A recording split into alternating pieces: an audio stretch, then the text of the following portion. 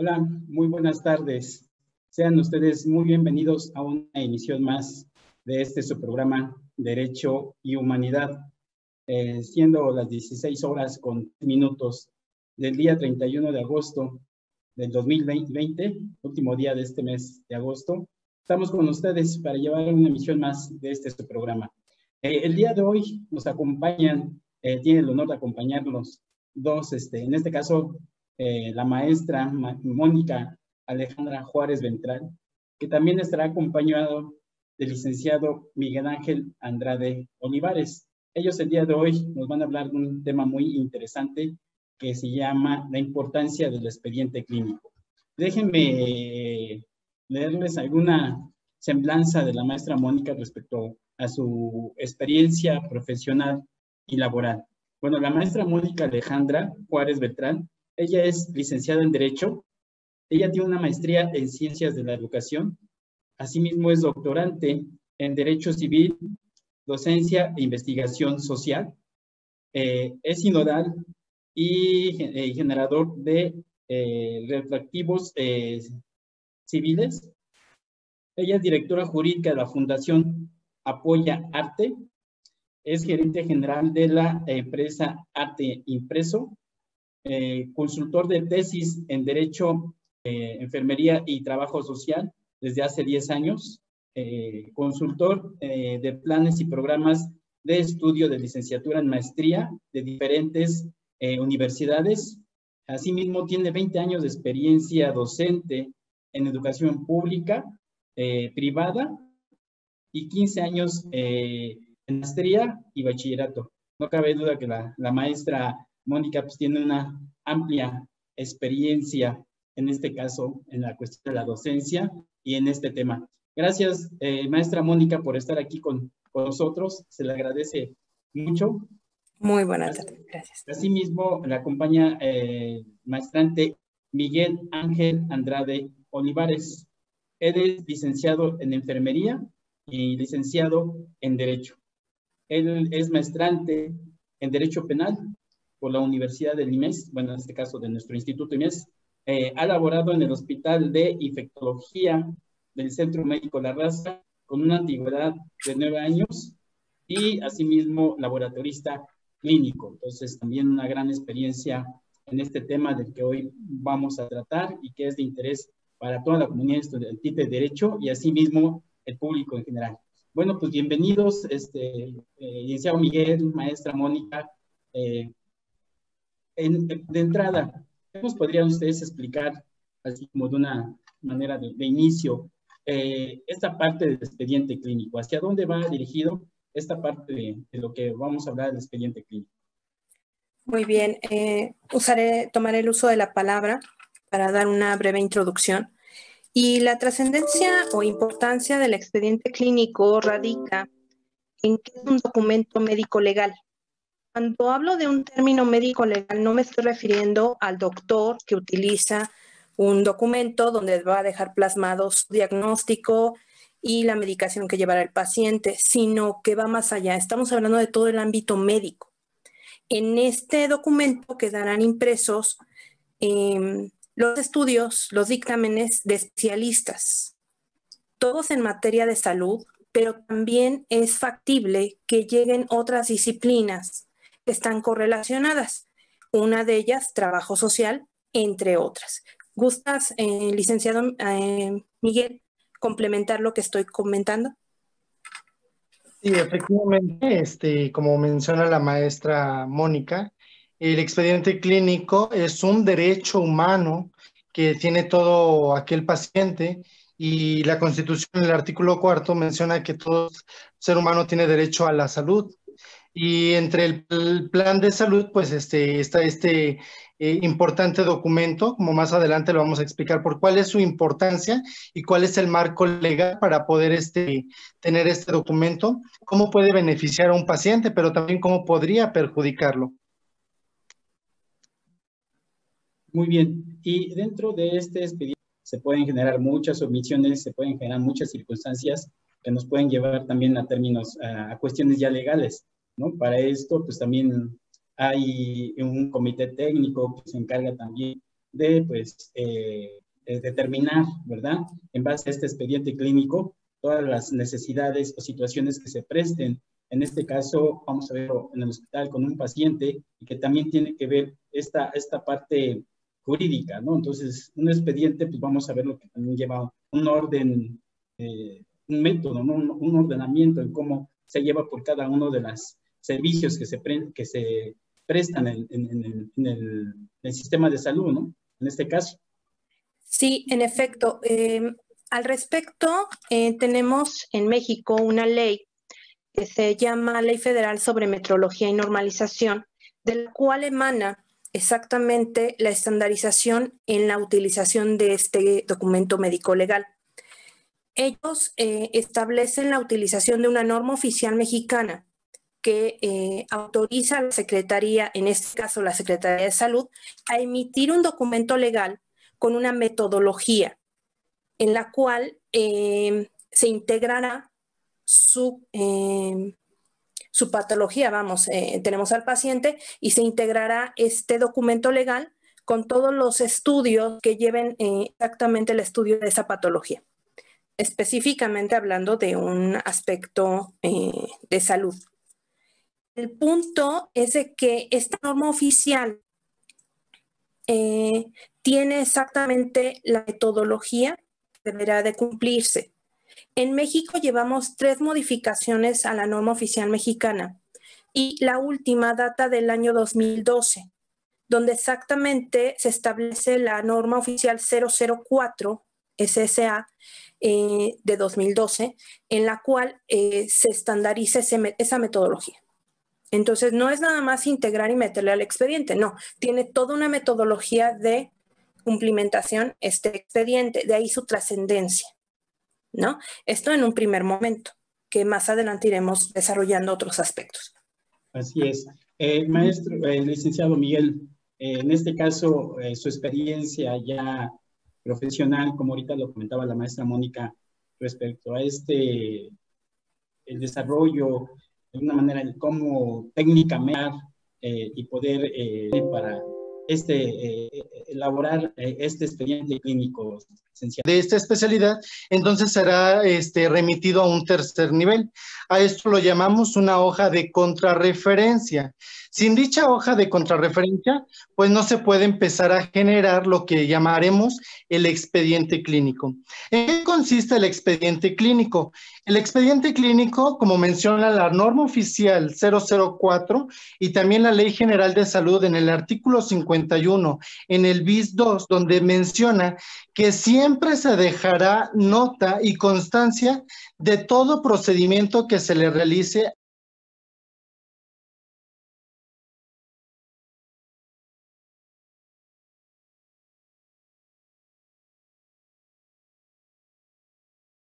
derivado, ya sea a un segundo nivel o incluso a un tercer nivel. Entonces, la primera fuente para obtener ese expediente clínico es mediante una contrarreferencia de un primer o segundo nivel. La segunda forma para poder abrir un expediente clínico, pues es mediante una emergencia. Más adelante, pues les vamos a explicar qué diferencia hay entre una emergencia y una urgencia en la cual se abrirá el expediente clínico del paciente.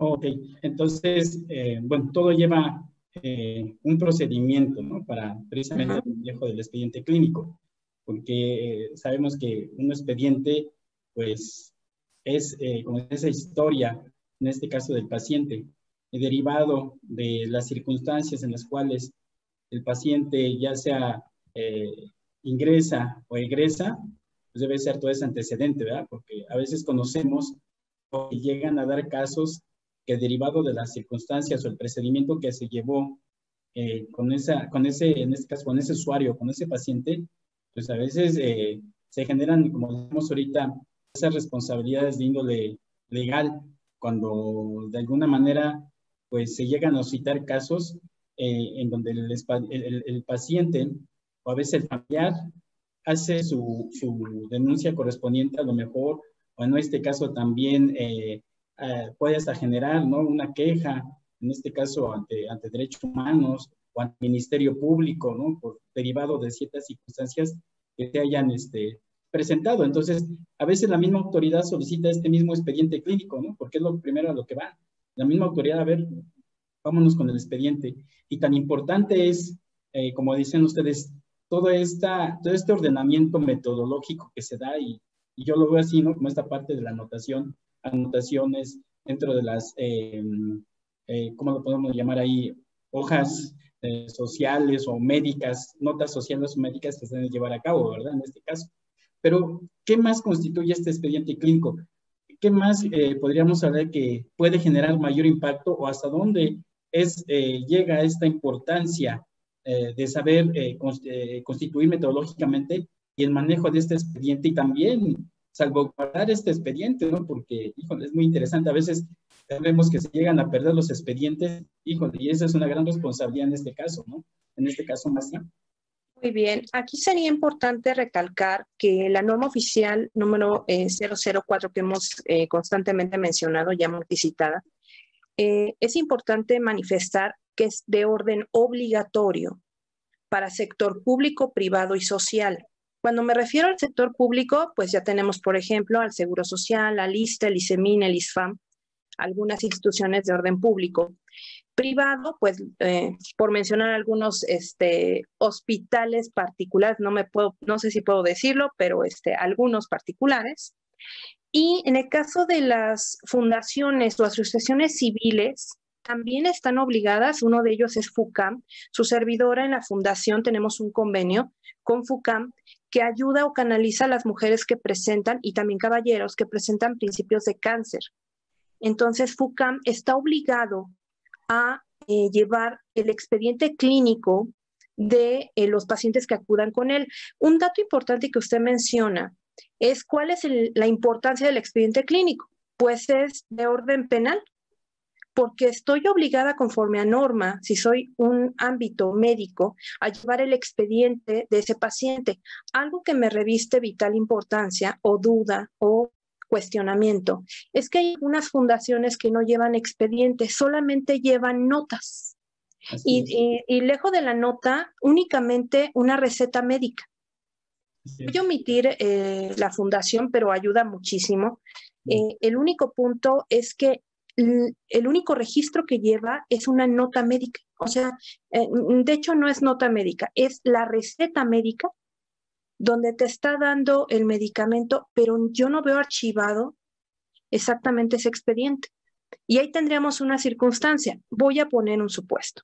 Maestra, perdón, discúlpeme, me dicen que si podemos ir a un corte y, sí, claro, y regresamos en un momento para que ahorita nos explique usted esta parte, ¿no? De lo que conlleva a lo que claro nos estaba comentando. Bueno, nos regresamos, no te vayas, ese es tu programa Derecho y Humanidad. Estamos dialogando con la maestra Mónica Alejandra y el licenciado Miguel Ángel Andrade. Regresamos.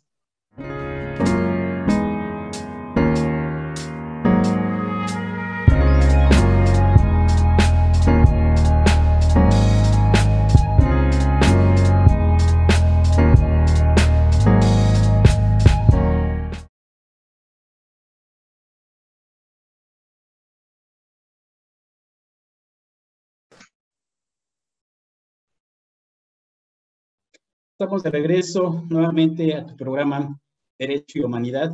Estamos dialogando con la maestra Mónica Alejandra Juárez Beltrán y el licenciado Miguel Ángel Andrade Olivares, que nos están comentando acerca del tema de la importancia del expediente clínico, y que es un tema muy interesante donde pues, todos los que nos vemos involucrados en esta parte de la salud, en este caso toda la parte interdisciplinaria, que de una manera intervenimos con el paciente, con la familia, con la institución en general, pues sí, se debe de tener un antecedente sobre esta historia, ¿no? En este caso del paciente, y que es interesante saber esta parte del manejo del expediente clínico. Y en este caso ellos nos estaban explicando en base a la norma establecida qué es lo que constituye y fundamenta y genera ese soporte a este expediente clínico. Sí, maestra, hace un momento, bueno, nos quedamos así, que nos iba a generar una explicación sobre esta parte, maestra Mónica. Sí, comentaba que es de tal trascendencia, vinculándolo con un área del derecho, específicamente el área penal, donde si una persona que presenta una enfermedad de transmisión sexual no registra su enfermedad en el sector público, donde yo pudiera invocar o mandar traer mediante un juez su expediente clínico para poder analizar si él fue que infectó a alguno de mis clientes. Es particular observar que si no se lleva el registro en el ámbito privado y más aún en el ámbito social, se deja en estado de indefensión al cliente. Es de tal importancia y trascendencia que todos los ámbitos público, privado y social atiendan y cumplimenten la utilización del expediente clínico. Esto implica que exactamente pueda yo llamar a la fundación, al sector público, privado, social, a que me envíe copia certificada del expediente y yo como juez constatar si hubo tratamiento previo al momento de infección de mi cliente y de ahí tener una documentaria importantísima para fincar exactamente ese delito a esa persona. Por poner un ejemplo en materia penal. En una materia laboral, casi siempre te duele tu cabeza, no ves bien y esto implica que puedes tener pérdida de visión. Si tú no acudes al sector que te implique, público, privado, social, a manifestar que estás teniendo dolor de cabeza, el licenciado Miguel me puede corregir el término técnico específico que se debe utilizar en este expediente, yo no le voy a decir a la autoridad qué padecimientos tengo y por ende no operaría el estudio de una posible lesión a nivel visual. Los centros de trabajo deben de contar con luz exacta, perfecta e idónea para realizar las labores. Tuve en algún momento una asesoría donde mi cliente me manifiesta que la dueña de la empresa no les permitía prender la luz y el área de comedor era medio oscuro y solamente permitía la luz de una ventana. Esto hace que tenga yo disminución visual y que pueda verme afectada. Lo que hicimos fue mandar a solicitar una revisión por parte de la Secretaría de Trabajo y Previsión Social para analizar si era correcta la medición de luz que les otorgaba. Con esto podemos prever en el expediente clínico si hay una evolución en esa patología y exactamente analizarlo. Estos son al menos dos aspectos en dos materias diferentes, una laboral y una en materia de salud, ¿no? Muy bien. No sé si tenga algo que complementar, licenciado Miguel. Al parecer estamos por ahí. Ajá. Sí. Pues sí, efectivamente, según marca la norma 004, son 70 dependencias las que firmaron esta norma y se estuvo analizando. Dicha norma pues ha tenido evolución, ya que la más actual pues es la del 2012. El expediente clínico, cabe mencionar que es como ya lo comentábamos, es la historia clínica del paciente. ¿Qué es lo que conlleva el expediente clínico? Bueno, el expediente clínico conlleva todos los estudios de gabinete, es decir, estudios de sangre, sea como una biometría hemática, una química sanguínea, un perfil de TORCH, importante para el caso que comentaba la profesora, en caso de que se quiera utilizar en algún caso penal. Es decir, el perfil de TORCH, todo aquello que conlleve a una hepatitis C, una hepatitis B, una prueba de VIH. También el expediente clínico lo conforman los estudios de gabinete como son ultrasonidos, electrocardiogramas, radiografías, resonancias magnéticas, tomografías.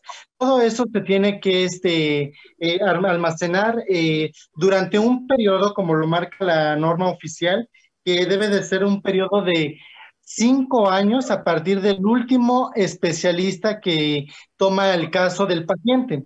Es decir, si en el próximo mes un cardiólogo llega a revisar al paciente y ya de ahí en 5 años no se hace nada, entonces es como se va depurando. Mientras no puede ser todo se debe de archivar. Ningún paciente podrá tomarle fotografía o tomarle, sacarle copias a dicho expediente, tal como lo marca la norma. ¿Por qué? Porque son de carácter de la institución y para poderlo hacer deberá hacerlo por escrito. Claro está que muchas personas lo llegan a confundir con una nota médica. Cuando un paciente es dado de alta, siempre se manejan las notas médicas. Aquí entraría en un expediente clínico también algo muy importante, la cuestión del cuestionario. Cuando el médico tratante le va a preguntar al paciente todo, debe de ser confidencial y el paciente debe de contestar el cuestionario lo más allegado, o más bien dicho, lo llegado a la realidad. ¿Cuántas parejas sexuales ha tenido? ¿Cuántas veces ha tenido relaciones en la última semana? Estos tipos de cuestionarios se realizarán en Banco Central de Sangre, en el cual para poder hacer una donación de sangre, pues se deberá de tener todo que no tenga ninguna alteración. Otra de las cosas importantes como personal de salud es el secreto profesional, pero no solamente debe de aplicar en el área médica, sino que también con nosotros los abogados, el secreto profesional siempre va a existir. Entonces, ¿el secreto profesional en qué consiste?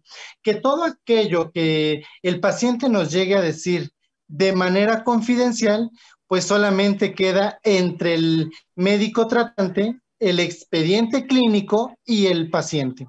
¿Por qué debe de ser anotado todo en el expediente clínico? Como ya lo comentaba anteriormente, posiblemente tenga que haber una interconsulta con otro médico, con medicina interna, con un endocrinólogo, con un cardiólogo, con un neurocirujano, con un neurólogo o una sinfín de cantidad de especialistas. Y para que esto ocurra, pues seguramente el médico tratante anterior pues no va a estar llamando por teléfono para dar el reporte clínico de este paciente. No lo va a hacer así.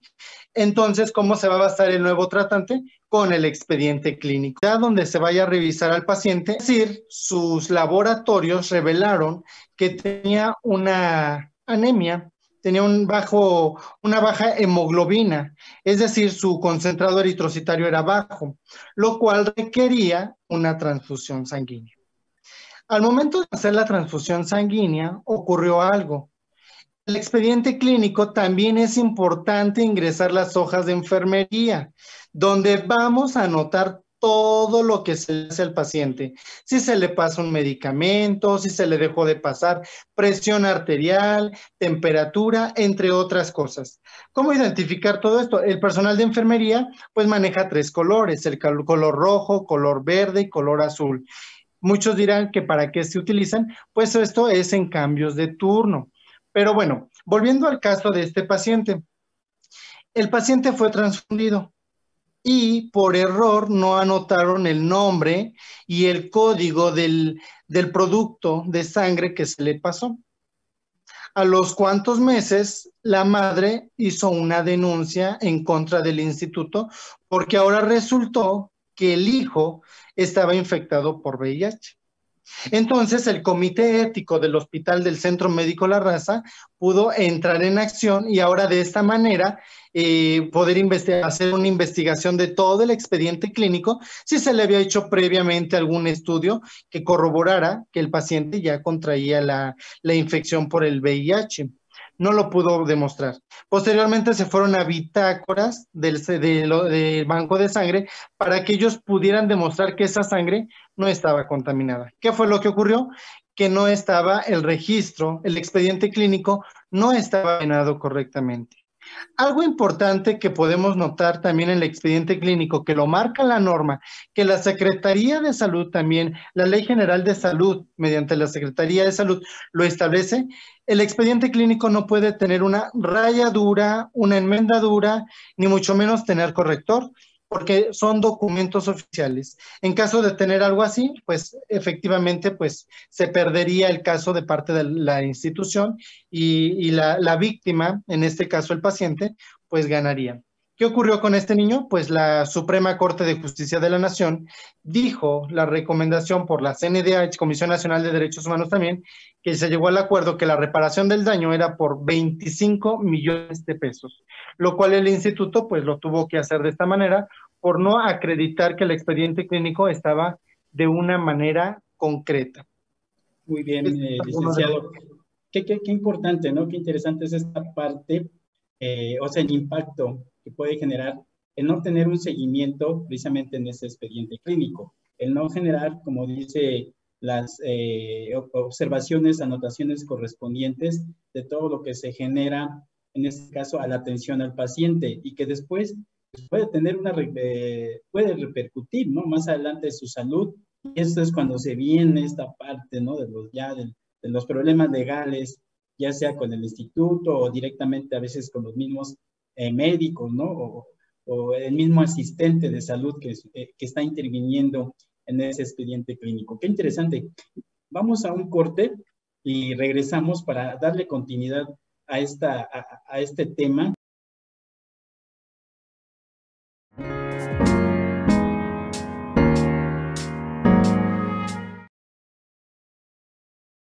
Ya estamos de regreso con este tu programa Derecho y Humanidad.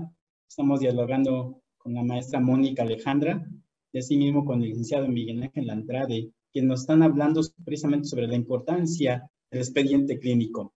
Antes de proceder con el tema, quiero mencionar sobre el coloquio virtual de maestría en educación y maestría en evaluación educativa IMPO 2020 hacia una reestructura de la educación.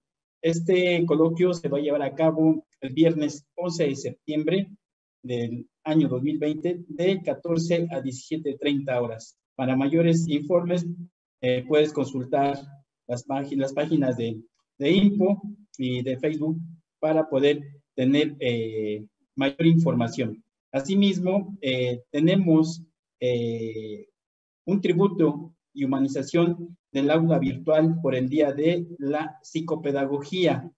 Este tributo se va a llevar a cabo el 17 de septiembre de 11:45 horas a 16:45 horas. También para que puedas participar, esperamos tu participación y asimismo puedas participar aquí con el instituto. Bueno, regresamos con la maestra Mónica Alejandra y con el maestro Miguel sobre este tema tan interesante y que mencionamos que aquí debe haber un seguimiento por parte de los servidores públicos. De una manera intervienen en esta conformación del expediente clínico para ciertos casos que llegasen a presentar y esto pudiera generar una situación de índole legal.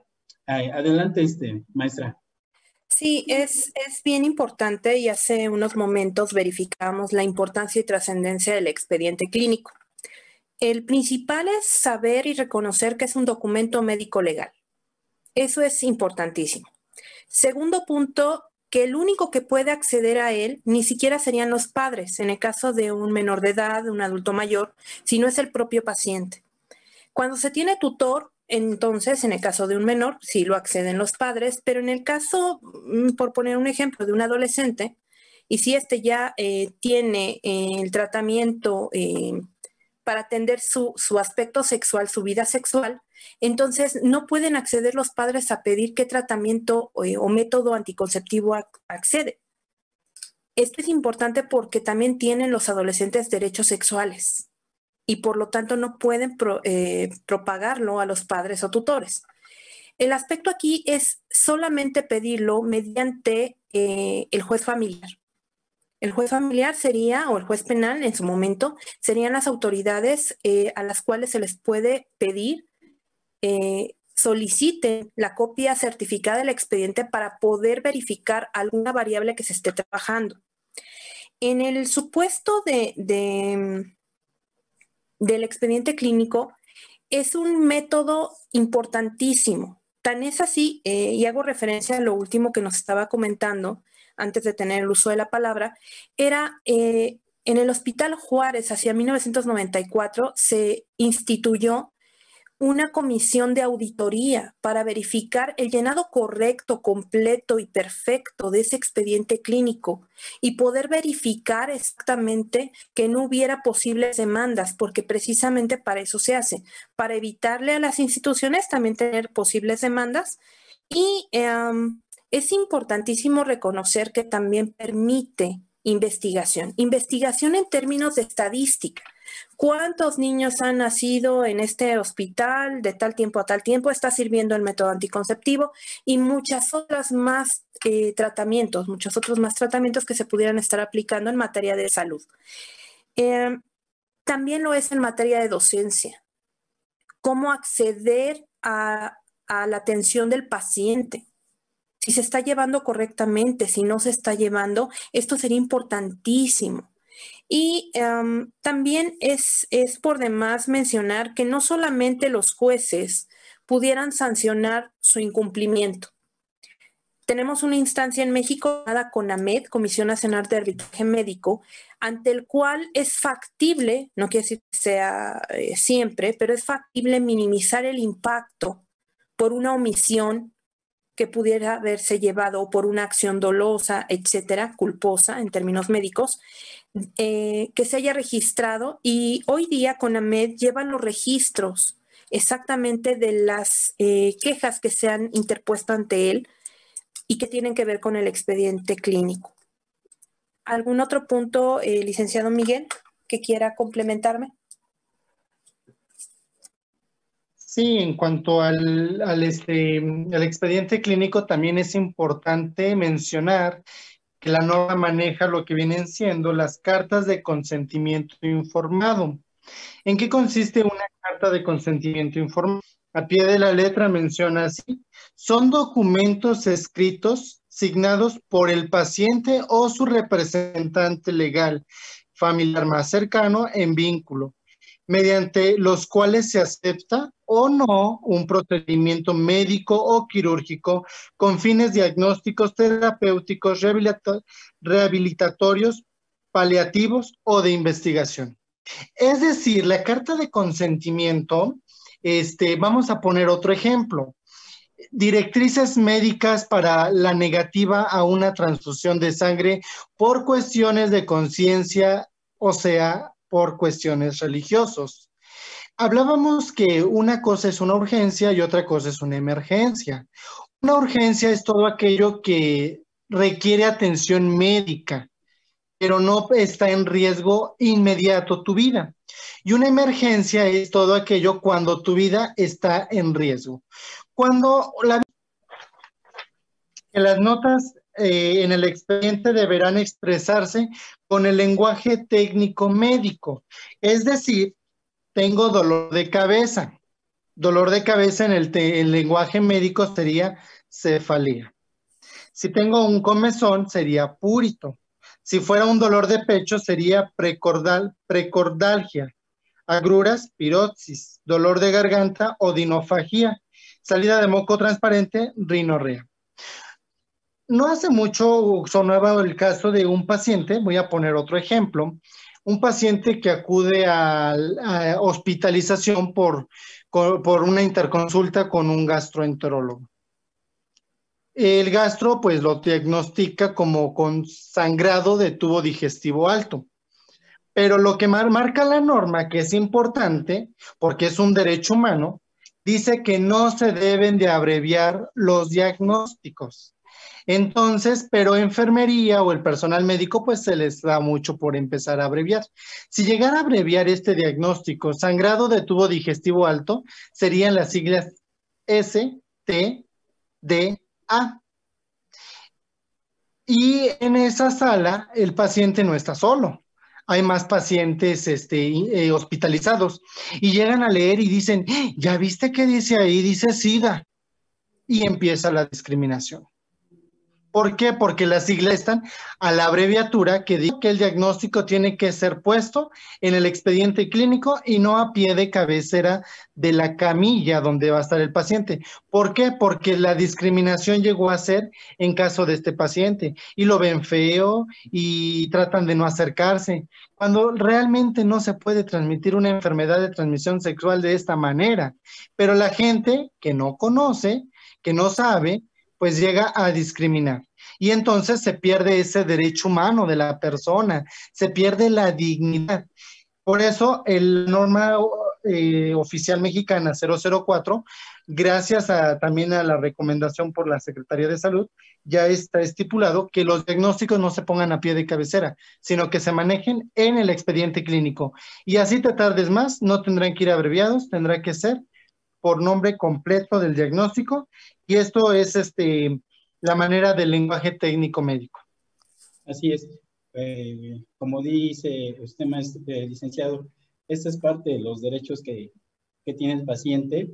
Asimismo, que también la familia tiene esos derechos de ser informada, ¿no? Y hemos visto que a veces también el personal de salud expresa un lenguaje en base a un lenguaje médico, y a veces el mismo familiar no lo interpreta o no lo llega a entender. Entonces aquí también es importante este lenguaje que llegan a utilizar, derivado precisamente del expediente clínico, para poderle explicarle, ¿no? También al familiar, porque a veces se llega a notar que el médico le dice el diagnóstico, ¿no? Su paciente, pero le dicen términos médicos y fírmele aquí. Entonces el familiar a veces pues sí entra en esa... piensa que a lo mejor se le está violando un derecho, el no también explicarle y decirle qué es lo que va a firmar y en términos que también ese familiar debe de tener, porque aquí pues es una responsabilidad que tiene derivado de su paciente, merece ser informada en este aspecto, ¿verdad? En efecto. Muy bien. Algo porque rescata al paciente que no está actualizado en lista del hospital en el turno, siquiera en el turno. Un familiar en paz descanse mío, lo busqué en el ISEMIN y no lo encontraban. No lo encontraban. Y hasta que le supliqué a Trabajo Social, le dije, no seas malo, es que está aquí, pero no sé en qué cama. Rascó, lo encontró y dice, pero si aquí está su expediente y no está dado de alta. Él tuvo que hacer la pesquisa dentro del hospital y verificar si había una hoja de egreso, ¿no? Es bien importante para todo el personal interdisciplinario del hospital reconocer su trascendencia, porque si no está en listas ni en el sistema, entonces me voy al expediente y debo de verificar si hubo una hoja de egreso, ¿no? Es determinante. Algo importante que quisiera compartir es que no soy clínico y no nada más a través del juez. Ya puedo dirigirle un escrito al director del hospital con fundamento, les paso los fundamentos, el artículo 8º constitucional, también el artículo 1, 2, 4, 5, 24, 40, 41 de la Ley Federal de Transparencia y Acceso a la Información. Y con ello, exactamente poder acceder a lo que sería la solicitud de la copia certificada de todo el expediente o nada más de determinados estudios, para no duplicar ni...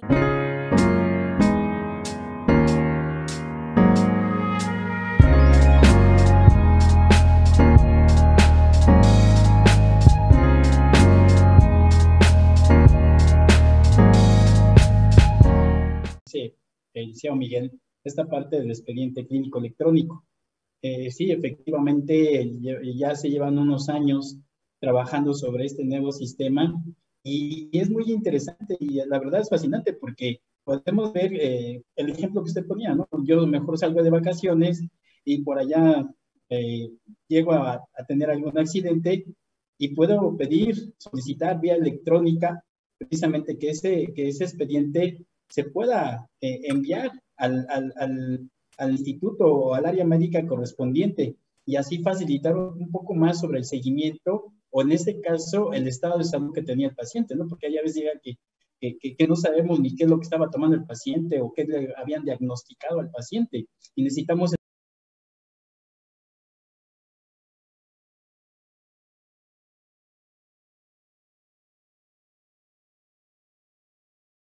ayuda de alguna manera este enlace, ¿no? Entre instituciones. Y como decían también ahorita, el paciente, el familiar también merece ser informado. Aquí vemos que también pues, las diferentes áreas interdisciplinarias coadyuvan en el tratamiento del paciente, ¿no? Cada quien realizando sus funciones, el médico, la enfermera, trabajo social, ¿no? Cada uno, es más, hasta el área de admisión, lo que es también hasta vigilancia, si ustedes quieren, ¿no? Todos tienen una participación muy importante en esta parte de la salud, en la atención. Entonces, aquí puedo ver que, bueno, los pacientes y familiares deben de saber que sí, siempre hay un fundamento del estado de salud sobre ese diagnóstico del paciente. Y eso, pues como lo acaban de exponer ustedes ahorita, lo tiene el expediente clínico. Y ante cualquier circunstancia, esto es lo que va a generar que pues pueda observarse el seguimiento que se da o el desarrollo que tuvo en un paciente de acuerdo a su diagnóstico o enfermedad que tenía, y que también hay autoridades, como ustedes decían ahorita, que lo pueden solicitar en caso de que se requiera por alguna situación que no se haya desarrollado de una manera legal o conforme a los reglamentos o estatutos o protocolos establecidos por los sistemas de salud, ¿no? Entonces, este expediente clínico es importante y, como decían, ahí va a estar el tiempo que en su momento considera, como decía el licenciado Miguel, que esté en el archivo, ¿no? Para que cualquier situación de salud del paciente se pueda solicitar y se le dé el seguimiento o la continuidad derivado de esa historia clínica. Aquí vamos ya generando una parte de las conclusiones, maestra, licenciado. ¿Qué nos pueden decir ya de alguna manera sobre esta parte general del expediente clínico? La importancia y esta parte que fundamenta de acuerdo a la normatividad, y esto hacia los familiares o pacientes que a lo mejor a veces no llegan a conocer esta parte, ¿no? Aquí sería importante el establecer que todos tenemos derechos como pacientes, tenemos derecho a nuestro expediente, a acceder a él de una forma educada, fundamentada, y que exactamente lo que pretendemos es que exactamente se pueda estar en comunicación con la institución médica y el paciente. Importante el logro que ha hecho México en la inversión en salud para generar el expediente clínico electrónico, y con ello exactamente facilitar los tratamientos médicos. 3, el aspecto de que el órgano jurisdiccional puede acceder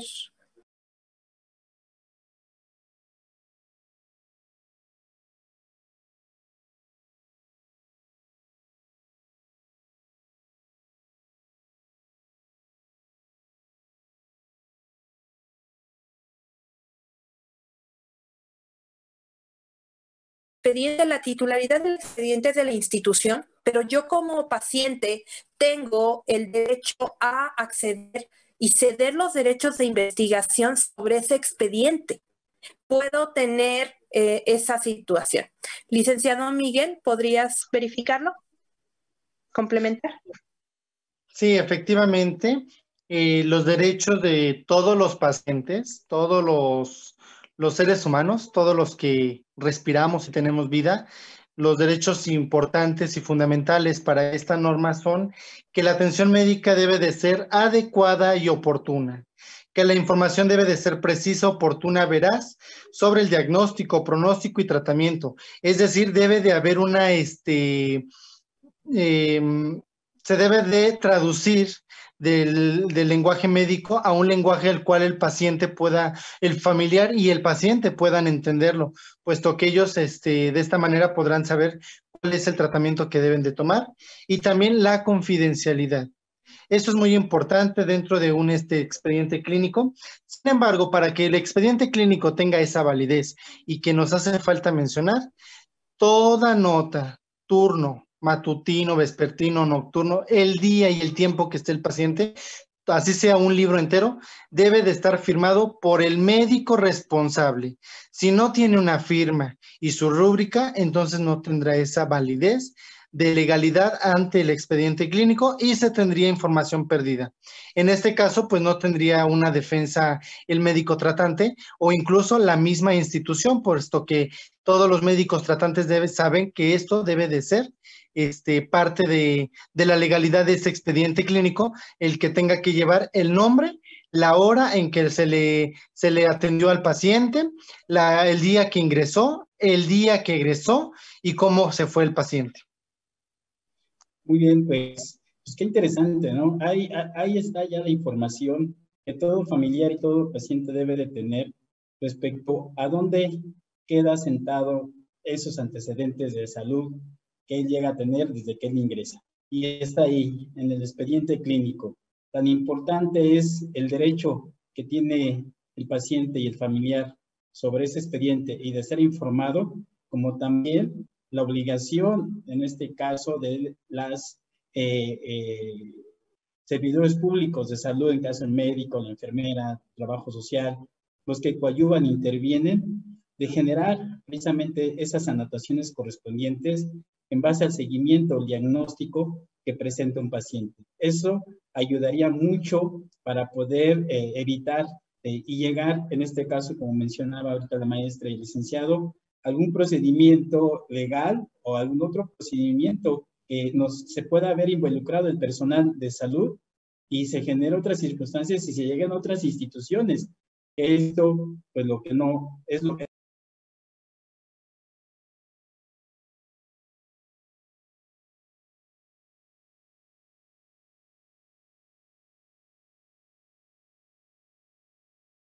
por escrito en ese expediente clínico, cómo está conformado y quiénes forman y participan en la integración de ese expediente clínico. Pues muchas gracias, maestra Mónica, muchas gracias, licenciado Miguel, importante su aportación que nos dieron el día de hoy, tanto para los abogados, trabajadores sociales, enfermeras, que son parte precisamente del personal del sistema de salud. Les agradezco mucho, sin antes mencionarles que el próximo lunes vamos a tener un tema muy importante, de hecho ya en otras emisiones ya lo habíamos tratado, sobre el tema de sucesiones. Entonces vamos a tener la parte 2 porque sí hubo, en este caso, pues, peticiones por parte del público y alumnos que abordáramos este tema de bienes y sucesiones y la vamos a abordar como una segunda parte. Entonces, el día lunes los esperamos. Va a estar con nosotros, en este caso, el maestro Sandro Gómez Reyes, que fue el que de alguna manera retomó este tema. Vamos a darle un seguimiento y los esperamos el próximo lunes. Les agradecemos por su participación y por estar aquí con nosotros.